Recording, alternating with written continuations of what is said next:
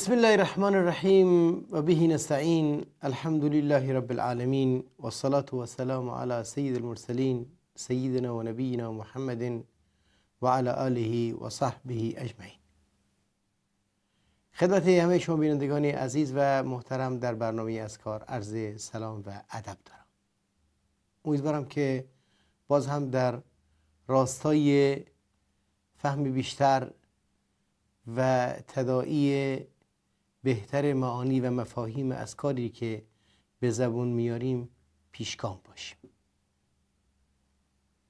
ذکر، یاد در واقع باید با معنا و مفهوم باشه. بدون معنا و مفهوم هیچگاه ذکر نمیتونه ذکر باشه. شما حتی اگر ساعتی رو روی وقت معین بذارید که زنگ بزنه و به شما، به یاد شما بندازه، باید موضوع مرتبط با این زنگ رو در ذهن خودتون داشته باشید. اگر این موضوع نباشه صدای زنگ هیچ فایده ای و سودی رو به جز مزاحمت براتون نخواهد داشت. چه بسیارن افرادی که نماز میخونن، ذکرم میگن و به جز مزاحمت برای خودشون چیز دیگه ای رو ندارند. عبادتشون به خودشون برمیگرده، ذکرشون هم به خودشون پس داده میشه، به خاطر اینکه اون معنا و مفهومی که باید پیش روشون باشه و در ارتباط با اون اذکار در ذهنشون تداعی بشه، اونها وجود نداره، خلایی هست. هرگز شما تجربه کردید که بادامی رو، پسته‌ای رو بشکنید و تهی از مغز باشه، زحمت شکستنش رو به خودتون میدید ولی چیزی به دستتون نمیاد؟ از خداوند متعال پناهی بریم که عبادات ما بی مغز باشه و از اذکار خودمون بهره رو نگیریم. گفتیم که نماز یکی از مهمترین اذکاری هست که در شبانه روز برامون مقرر شده. ذکری که با تکبیر گفتن و تسلیم شدن در مقابل الله متعال، اظهار تسلیم شدن و اظهار عبودیت با تکبیر الهی آغاز میشه و با سلام و ارتباط سالم با هم نوع پایان پیدا میکنه. این نماز استفتاحی داره که خیلی ها از ماها شاید بدونیم ولی بخشی از اون استفتاح رو میدونیم. اکثرمون دعایی رو میدونیم که امام ابو داوود روایت کردن، امام ترمذی هم اینو آوردن از ابو هریره رضی الله عنه، حضرت عایشه رضی الله عنها، که پیامبر صلی الله علیه و سلم کان رسول الله صلی الله علیه و سلم اذا استفتح الصلاه قال سبحانك اللهم و بحمدك و تبارک اسمك و تعالی جدك و لا اله غیرک.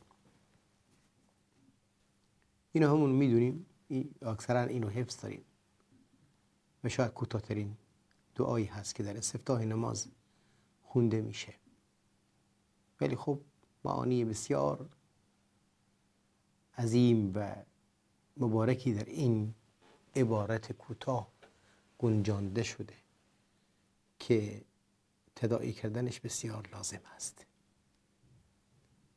اگرچه دعاهای دیگری هم وجود داره که همه این دعاها در واقع تنوع این بخش عبادی رو برامون فراهم میکنه تا اینکه ما با انگیزه های مختلف ابتداء نماز خودمون رو شروع کنیم، نماز خودمون رو آغاز کنیم. شرایط مختلف هست و انگیزه های متعدد هست، اگرچه اصل موضوع اظهار عبودیت و فرمانبرداری در مقابل حکم الهی هست. ولی به طور طبیعی در گیرودار زندگی انسان وقتی که به نماز رو میاره، علاوه بر این که عبادتی رو میخواد انجام بده یا اظهار عبودیتی رو در محضر الهی بکنه، علاوه بر اون یک پیشینه ذهنی یا پیشینه اجتماعی یا وضعیتی رو داره که اون وضعیت هم در شکل‌گیری این نماز بسیار تاثیرگذار هست. رسول الله صلی الله علیه و سلم اذا حزبه امر فزع الى الصلاه، اگر با موضوعی درگیر می شدن به نماز می شتافتند. یعنی نماز رو یک وسیله‌ای یا یک تغذیه‌ای برای تمام مشکلات و تمام معضلات زندگی روزمره تلقی می‌کردند. ما خیلی موارد هست که فکر می‌کنیم که فرضاً در داخل نماز وقتی که ما ذهن ما پرش پیدا می‌کنه، از جا به جای دیگه میره، درگیر میشیم که چطوری بتونیم متمرکز بشیم به نماز. همیشه این مشکل رو خیلی ها دارند و همه باش درگیرند، به خاطر اینکه ما نمیخوایم مشکلات رو با نماز حل کنیم. ما فکر می‌کنیم که مشکلاتمون از نماز جدا هست. نه، برعکس، ما باید خود نماز رو وسیله یا ذریعه یا موضوعی به عنوان توسل به نماز باشه تا اینکه برسیم به اهداف خودمون، اهداف سالم خودمون. استعینوا بالصبر والصلاة. استعانه به صلات کردن در حقیقت یعنی این که از الله متعال در هر زمینه کمک جستن، هدایت خواستن، یاری طلبیدن، خطاها رو جبران کردن. در این دعایی که همون حفظ داریم،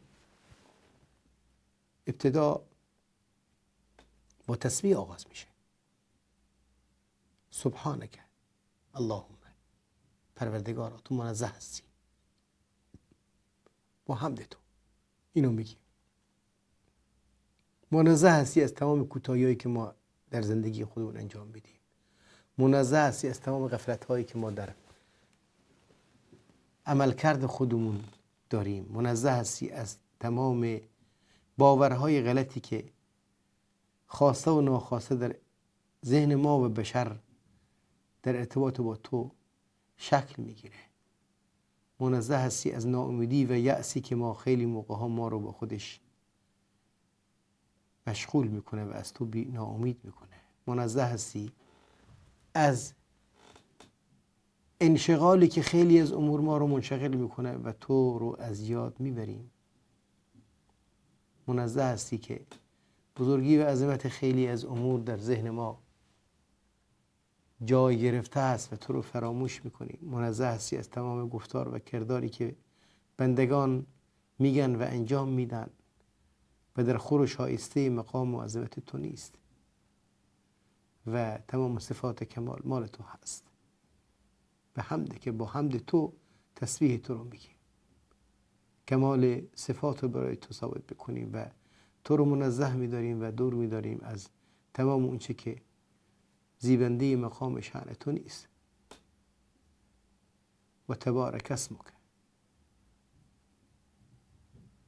اسم تو، نام تو مصدر همه برکت هاست، خیر هست. وقتی که نام الهی رو میگیریم، الله متعال رو به ذهن میاریم، منبع تمام خیر و خیرات رو در واقع تداعی کردیم و به ذهن آوردیم. و وقتی که نام الله رو به زبان میاریم، یعنی اینکه عظمت و بزرگی موجودی رو در ذهن خودمون زنده نگه داشتیم که هیچ عظمت و بزرگی در مقابل او حیثیت و مقامی نداره. و تعالی جدک، عظمت و بزرگی و مقام بالای تو بسیار بالا هست، بالا مقام هستی پروردگارا. جد به معنی عظمت، جلال، کبریا.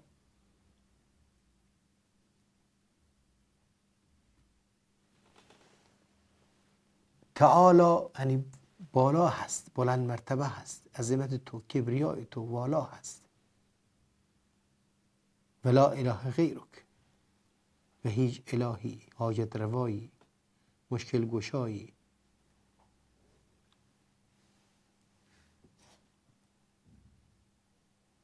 موجودی که بهش امید داشته باشیم و بهش دلبسته و وابسته باشیم نیست مگر تو. لا اله الا غیرک.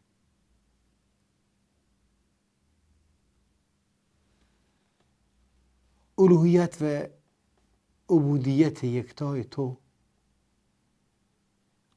اون چیزی هست که بهش باور داریم و اون چیزی هست که در 24 ساعت زندگی باید بهش پایبند بمونیم. الفاظ کوتاه هست و به سادگی ازش رد میشیم، ولی بسیار پرمعنا هست،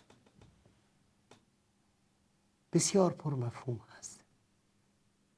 تا زمانی که این الفاظ رو ما درش دقت نکنیم،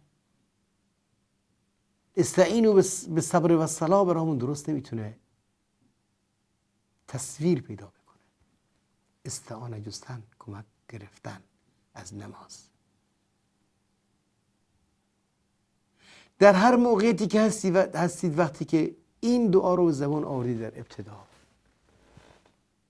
یعنی که از جهتی الله متعال رو مبرأ کردید از تمام کوتاهی ها و نقص هایی که ما بهش نسبت میدیم یا در قبالش انجام میدیم، از جهت دیگه کمال رو برای او با صفات کمالش به اثبات رسوندید و از جهت دیگه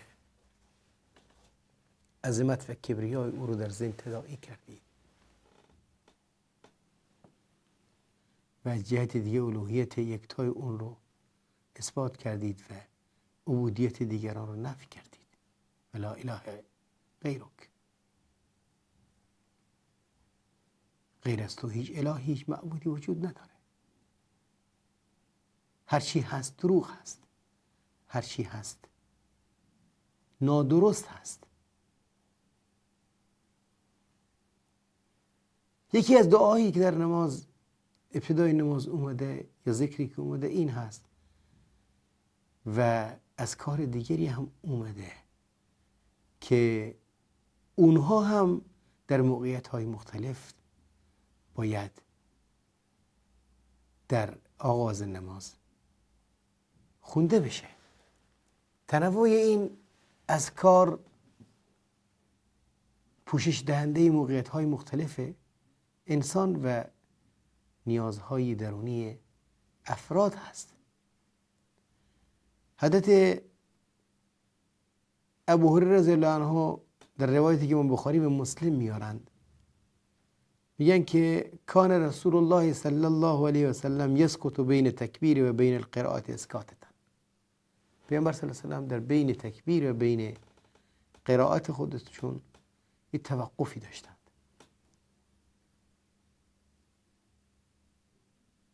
فقلت، گفتم به ابی و امی یا رسول الله، پدر و مادرم قربانت بشن یا رسول الله، اسکاتو که بین تکبیر و القراءت ما تقول، در این سکوتی که بین تکبیر و قرائت انجام میدی در این میان شما چی میگید؟ قال اقول، اینو میگم اللهم باعد بینی بین خطایای کما باعدت بین المشرق و المغرب. پروردگارا فاصله بینداز بین من و بین اشتباهات من کما باعدت بین المشرق و المغرب، همونطوری که فاصله انداختی بین مشرق و مغرب.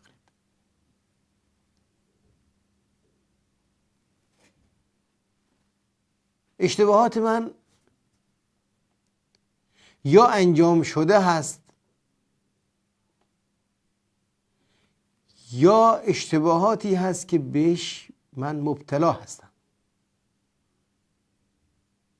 عادت هست، انسان به خلق و خوهای مختلفی عادت داره، یا اتفاق هست. فاصله انداختن بین انسان و خطا، که کل انسان بنی آدم خطا هست، هر انسانی خطا کار هست، خطا درش یک بخش لا ینفک هست. فاصله انداختن بین خطا هم به معنای دور ماندن از ارتکاب خطا هست، هم دور ماندن از عاقبت ارتکاب این خطا هست.